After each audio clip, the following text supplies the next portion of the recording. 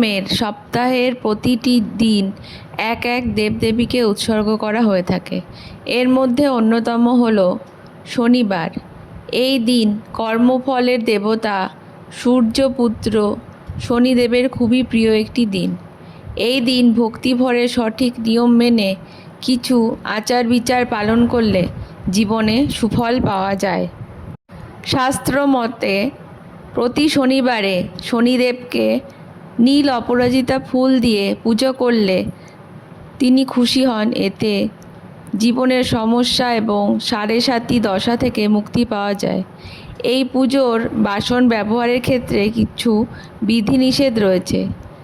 এই পুজোয় কখনোই তামার পাত্র ব্যবহার করা যাবে না, কারণ তামা সূর্য দেবতার সঙ্গে সম্পর্কিত।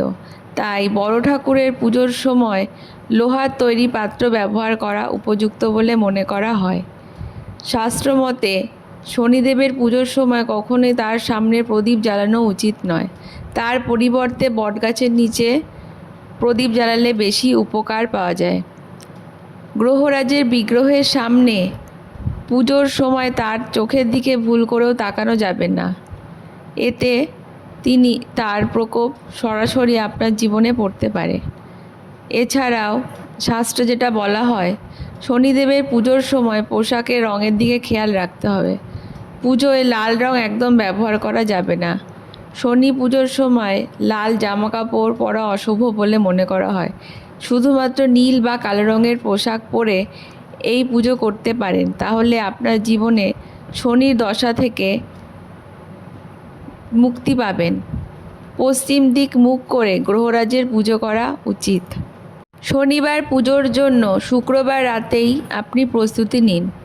শুক্রবার রাতে 800 গ্রাম কালো তিল জলে ভিজিয়ে রাখুন এবং 8টি লাড্ডু পিষে রেখে দিন।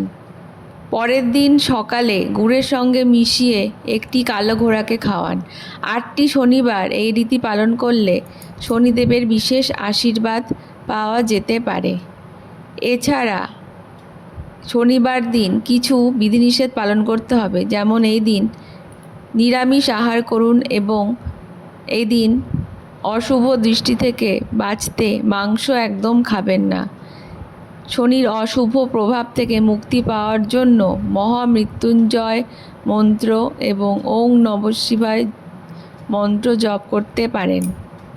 যদি শনিদেবের অশুভ দৃষ্টি আপনার জীবনে থেকে থাকে, তাহলে আপনার খাবারে কালো নুন এবং কালো মরিচ ব্যবহার করা উচিত।